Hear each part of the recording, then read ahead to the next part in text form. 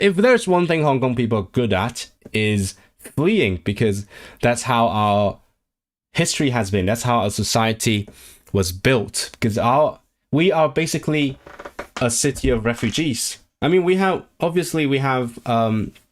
lots of Aboriginals, people that have been there for like 1,000 years, but the majority of Hong Kong people came over at various points in Chinese history. Whenever there was problems going on in China, people just came over.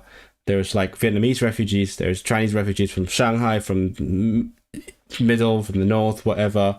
That's why, like, just less than a century ago is a very, very multilingual place, because just people coming from all over the place and just finding ways to communicate until we eventually settled on Cantonese.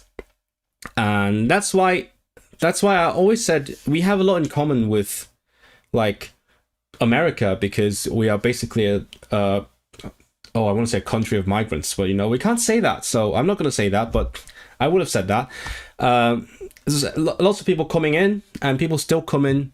I guess nowadays less so as refugees and more so for like, I guess, economic migrants, you might say.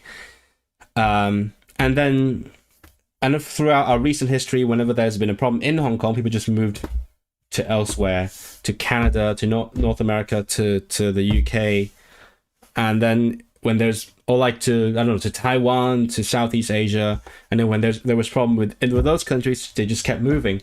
So as a people, we are flexible like that. We are used to it. Nobody likes moving to a different country, obviously. There is a lot to give up, like you said, Michelle, but at the same time, just historically speaking, we just keep doing that, and we find a way to move on, and we adapt.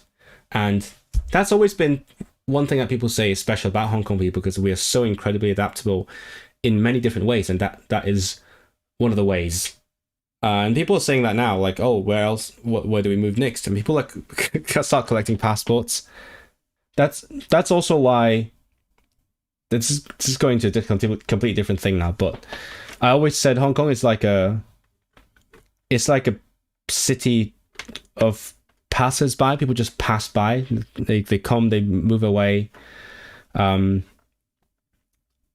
that's why it's so hard to build community, because people don't view that as like an actual place to belong. It's like a transient place. It wasn't until relatively recently, I think in the past 10 or 20 years, when people actually started seeing the place as a place of belonging, as a place to call home, and find actual things about the place to love, and they started to build their own identity as Hong Kongers. That's why Hong Kong became a thing as an identity. People started to define what the identity meant to them, and there's not much historical things to base on, because everyone moved there from somewhere. But that's why people base their identity on something more contemporary, on like values of their everyday life, based on how they treat people, how they see life, and so on.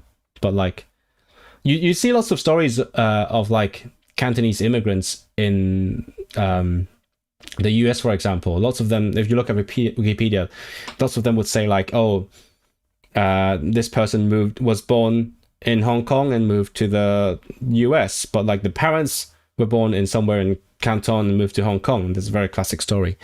Okay, sorry, I went on a big tangent there. There is also a lot of people who are comparing us to like Jews from 2 millennia ago. There are pros and cons to that. There is like comparisons you could draw, and there are also lots of problems with that. But I could see why they did that. So there is a whole discourse saying how Hong Kong in the 2020s is, or like in the 2020s, like the 21st century basically, was basically the Jews of like the 2,000 years ago, because people were forced out of the place, of the home, and then they move out to various countries, and they fight to retain their identity.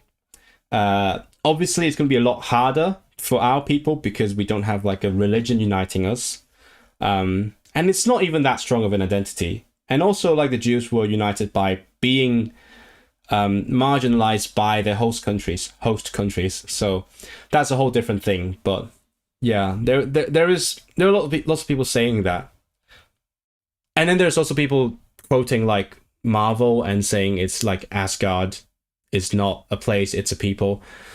And that's why in Altrincham there is or there was a store called Asgard something, run by Hong Kongers. I find that simultaneously cute but also cringe. I can't decide.